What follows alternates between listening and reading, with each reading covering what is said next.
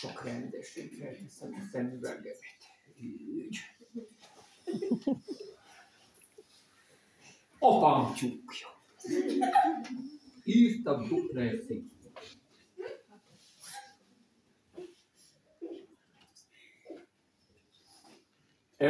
Tyúkapa! Mi a kő? Itt be.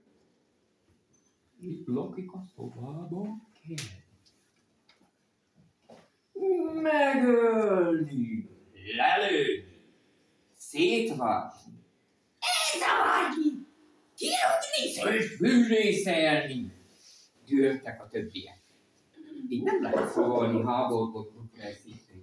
Bizony nem mondta, amit kamakkal.